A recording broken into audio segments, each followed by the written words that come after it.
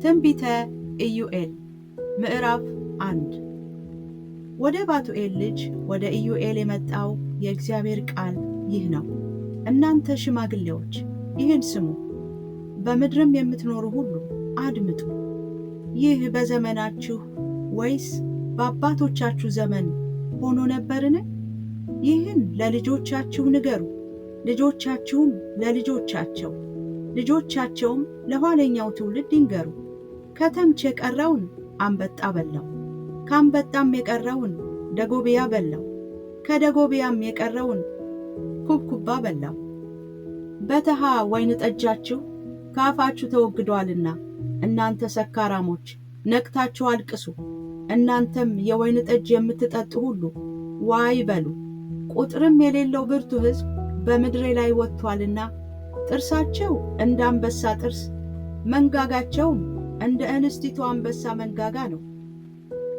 ወይኔን ባዶ ምድር አደረገው፣ በለሴንም ሰበረው፣ ባዶም አደረገው፣ ጣለውም፣ ቅርንጫፎቹም ነጡ።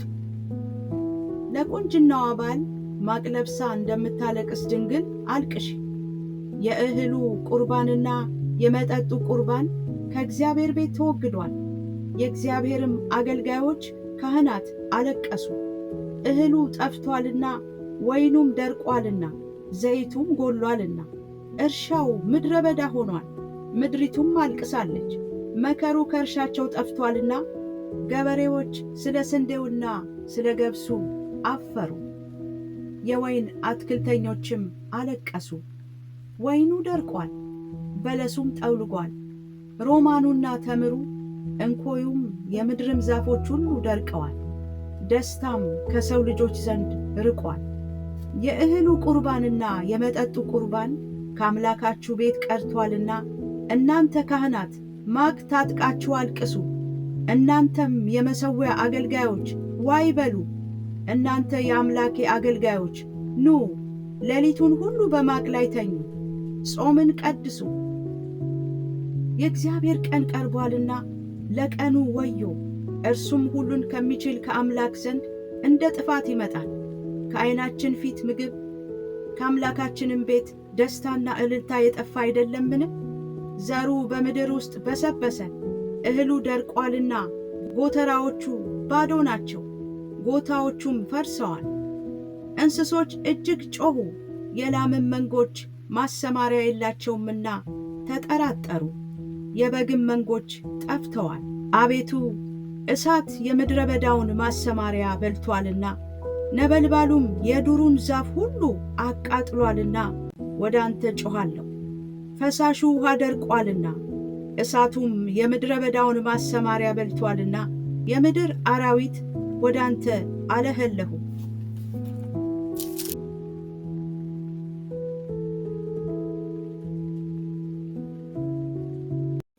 ትንቢተ ኢዩኤል ምዕራፍ 2 የእግዚአብሔር ቀን መጥቶአልና እርሱም ቀርቦአልና፣ በጽዮን መለከትን ንፉ፣ በቅዱሱም ተራራዬ ላይ እሪ በሉ።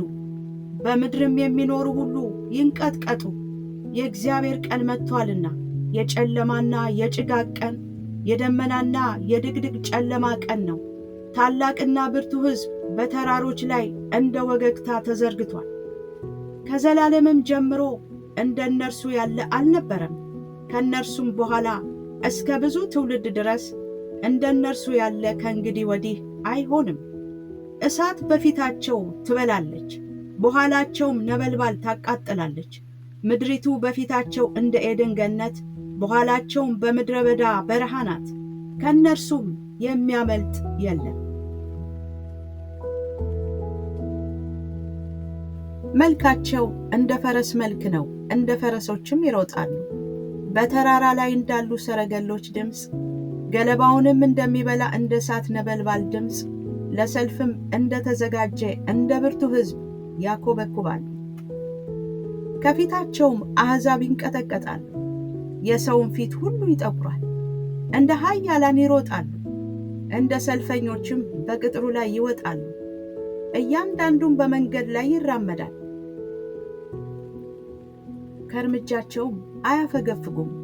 አንዱ ከአንዱ ጋር አይጋፋም፣ እያንዳንዱም መንገዱን ይጠበጥባል፣ እነርሱም አይቆስሉም። በከተማም ያኮበኩባሉ፣ በቅጥሩም ላይ ይሮጣሉ፣ ወደ ቤቶችም ይወጣሉ፣ እንደ ሌባም በመስኮቶች ይገባሉ።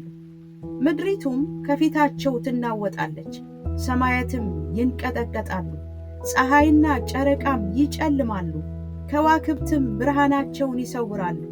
እግዚአብሔርም በሰራዊቱ ፊት ድምፁን ይሰጣል።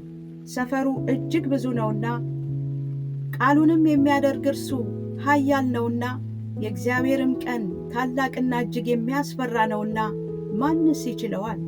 አሁንስ ይላል እግዚአብሔር፣ በፍጹም ልባችሁ በጾምም በልቅሶም በዋይታ ወደ እኔ ተመለሱ።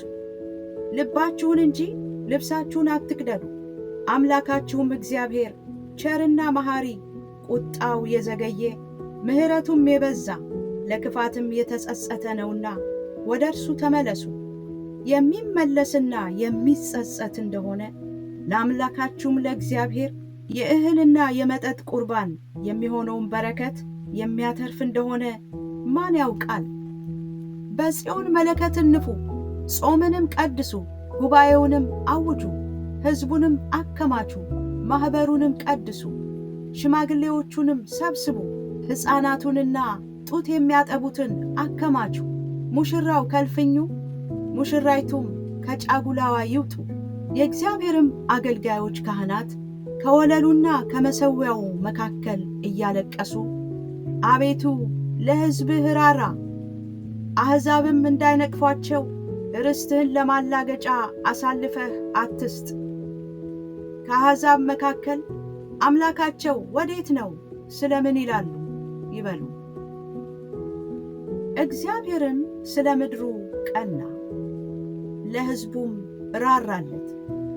እግዚአብሔርም መልሶ ሕዝቡን እነሆ እህልንና ወይንን ዘይትንም እሰድላችኋለሁ፣ እናንተም በእርሱ ትጠግባላችሁ። ከእንግዲህ ወዲያ በአሕዛብ መካከል መሰደቢያ አላደርጋችሁም። የሰሜንንም ሰራዊት ከእናንተ ዘንድ አርቃለሁ። ወደ በረሃና ወደ ምድረ በዳ ፊቱን ወደ ምስራቁ ባሕር ጀርባውንም ወደ ምዕራቡ ባሕር አድርጌ አሳድደዋለሁ። እርሱም ትዕቢትን አድርጓልና ግማቱ ይወጣል፣ ክርፋቱም ይነሳል አለ። ምድር ሆይ እግዚአብሔር ታላቅ ነገር አድርጓልና አትፍሪ፣ ደስም ይበልሽ፣ እልልም በይ። እናንተ የምድር እንስሶች ሆይ የምድረ በዳው ማሰማሪያ ለምልሟልና ዛፉም ፍሬውን አፍርቷልና በለሱና ወይኑም ኃይላቸውን ሰጥተዋልና አትፍሩ።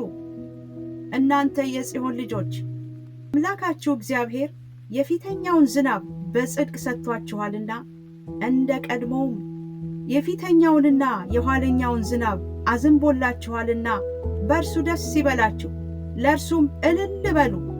አውድማዎችም እህልን ይሞላሉ፣ መጥመቂያዎችም የወይን ጠጅንና ዘይትን አትረፍርፈው ያፈሳሉ። የሰደድኩባችሁ ታላቁ ሰራዊቴ አንበጣና ደጎብያ ኩብኩባና ተምች የበላቸውን ዓመታት እመልስላችኋለሁ። ብዙ መብል ትበላላችሁ ትጠግቡም አላችሁ። ከእናንተም ጋር ተአምራትን የሠራውን የአምላካችሁን የእግዚአብሔርን ስም ታመሰግናላችሁ። ሕዝቤም ለዘላለም አያፍርም። እኔም በእስራኤል መካከል እንዳለው እኔም አምላካችሁ እግዚአብሔር እንደሆን ከእኔም በቀር ሌላ አምላክ እንደሌለ ታውቃላችሁ። ሕዝቤም ለዘላለም አያፍርም።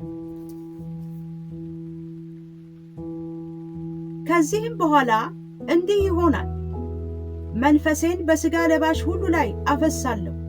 ወንዶችና ሴቶች ልጆቻችሁም ትንቢት ይናገራሉ፣ ሽማግሌዎቻችሁም ሕልምን ያልማሉ፣ ጎበዞቻችሁም ራእይ ያያሉ። ደግሞም በዚያ ወራት በወንዶችና በሴቶች ባሪያዎች ላይ መንፈሴን አፈሳለሁ። በላይ በሰማይ ድንቆችን አሳያለሁ፣ በታች በምድርም ደምና እሳት የጢስም ጭጋግ። ታላቁና የሚያስፈራው የእግዚአብሔር ቀን ሳይመጣ ፀሐይ ወደ ጨለማ ጨረቃም ወደ ደም ይለወጣል። እንዲህም ይሆናል፣ የእግዚአብሔርን ስም የሚጠራ ሁሉ ይድናል። እግዚአብሔርም እንደተናገረ በጽዮን ተራራና በኢየሩሳሌም መድኃኒት ይገኛል። ደግሞም እግዚአብሔር የጠራቸው የምሥራች የሚሰበክላቸው ይገኛሉ።